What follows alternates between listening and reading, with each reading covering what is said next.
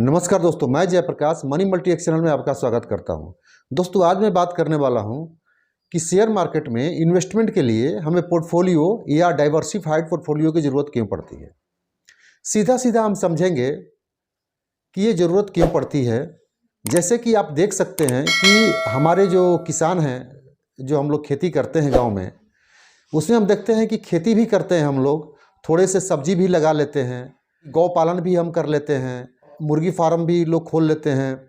और जो जो बड़े पैसे वाले हैं वो धान काटने की मशीन, गेहूं काटने की मशीन, ये सब लेकर के पैसे कमाते हैं, भाड़े पर चला करके पैसे कमाते हैं। भूसा बनाने, जो चारा होता है पशुपालन में यूज होता है, उस चारे को बनाने के लिए एक मशीन होता है जो कि गेहूं के वेस्ट पदार्थ को, जो वेस्ट मटेरियल बच जाता है उसको वो भूसा बनाता है। हम लोग गाँव में उसको भूसा कहते हैं।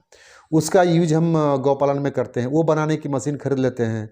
या खेतों से मिट्टी लोडर एक होता है, वो मिट्टी लोड करता है और मिट्टी की जिसको ज़रूरत पड़ती है उसको सप्लाई करता है। वो भी मशीन हम गाँव में देखते हैं। ऐसा क्यों है? क्योंकि ये खेती से जुड़े हुए चीज़ें हैं जिसे हम और एक्स्ट्रा इनकम कमा लेते हैं। एक गांव के लोग तो एक्स्ट्रा इनकम कमाने के लिए इसको लाते हैं, लेकिन ये वो नहीं समझते, या कुछ लोग समझते भी होंगे कि इसमें उनको एक और बेनिफिट होता है कि अगर मान लो कि खेती में उनको अगर कुछ लॉस भी होता है तो इन सब मशीनों से उनका कवर हो जाता है। अगर खेती भी अच्छा हो गया और ये मशीन भी अच्छा चल गए तो उनको बहुत ज़्यादा पैसे आ जाते हैं।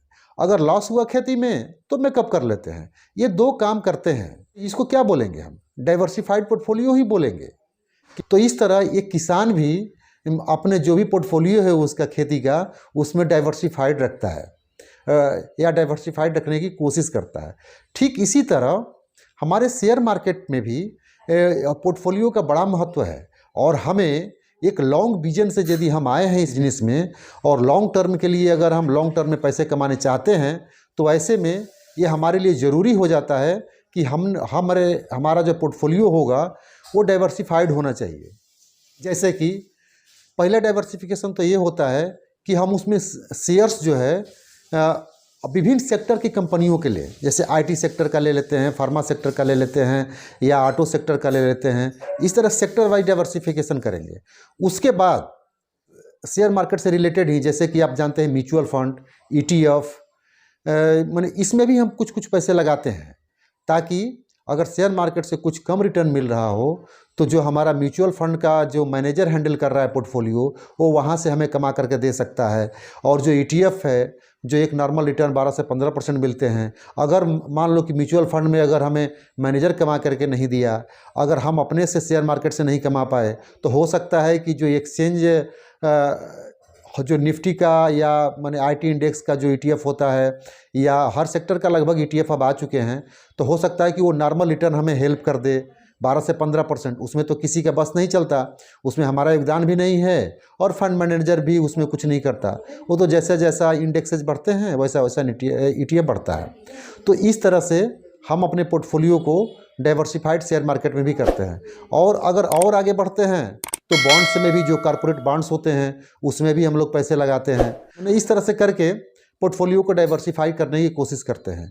लेकिन इसमें बहुत सतर्क रहने की ज़रूरत होती है कि कितना पैसा कहाँ लगाया जाना चाहिए, कि ताकि हमारा रिटर्न भी प्रभावित ना हो और हमारा पोर्टफोलियो भी सुरक्षित रहे और हमारा पैसा भी सुरक्षित रहे। तो इसके लिए एक डिटेल वीडियो मैं बनाऊंगा।